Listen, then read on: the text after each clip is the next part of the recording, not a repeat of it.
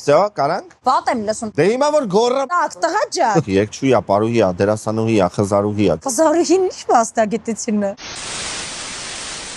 Ինչի հանրային ճանաչելիություն ունեցող մարդիկ չեն խոսում երկրում տիրող կարևոր թեմաներից։ Վախ եւ ճնշումներ, ապաթիա եւ հիասթափություն։ Տեսնում են խոսքի ազատությունը այսօր այս երկրում ոնց է բռնաճնշումների ենթարկվում։ Ոնց են սրբազանները ուղակի հարցազրույց տալու համար նստած, հայ ժողովրդի համար լիքը բան արած բարերարը ԱԱԾ-ում նստած։ Վախենում են իրանք ազատության համար, դրա համար էլ լռում են։ Եթե ընտրությունների ժամանակ գումարով դու կարող ես քաղաքական իշխանությանը գովազդես, բայց եթե օրինակ Արցախի կորստի կամ պատերազմի մասին ստորի անես, մտածում ես, որ կարող է ազատություն զրկվես։ Ես խոսում եմ, որովհետև ես միգուցե անվախ եմ, միգուցե ավելի շատ եմ կարդում եւ հասկանում հետևանքները։ Շատերը մտածում են, որ պիտի գնամ ինչ որտեղ խոսեմ, օրինակ Արցախի հանձնման մասին, իմ ձայնը բան չի փոխելու իրականում ու քննադատության եմ արժանանալու։ Դու պատկերացնում ես Արցախյան շարժման ժամանակ, որ այդ շարժման կորիզը եղել է մտավորականություն։ Եթե այդ մարդիկ այդ ժամանակ մտածեին, որ պիտի չխոսան,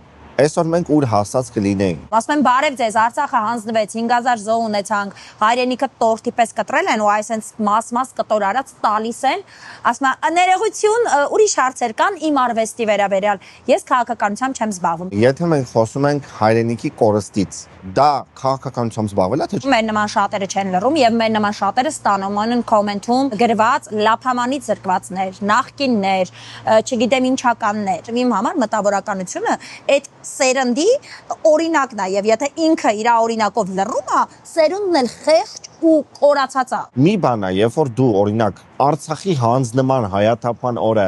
լուր ուղակի ոչինչ չես անում, չես քննադատում եւ չես պաշտպանում, մի բան է դու այդ օրը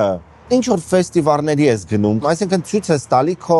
ակնհայտ անտարբերությունը։ Այն մարդիկ, ովքեր ունեն հանրային լսարան ու կարողանում են գովազդել կուկուռուզը, կարողանում են գովազդել օճառը ու գովազդում են ու դրա դիմաց փող են ստանում, պարտավոր են խոսել երկրում կատարվող իրադարձությունների մասին։ Ու ես քաղաքականությամբ չեմ զբաղվում, այդ ուղղակի վատ ատմոսֆերա է։ Ես երբեմն տենում եմ բլոգերների, ովքեր կոնկրետ սոցիալական լուրջ հարցերից են խոսում ու ինձ շատ ուրախացնում, ամենայն անկեղծությամբ, հատկապես երիտասարդների մոտ եմ տեսնում։ Եվան Ղարիբյան ու Հայկը Մկրտչյան խոսեցին Արարատի մասին։ Այս երիտասարդներին հետևում են երեխեք, ովքեր որ երիտասարդ են, սենց արյունը եռում է, իրենք խոսեցին ու միած սենց տհաճ բան առաջացավ այդ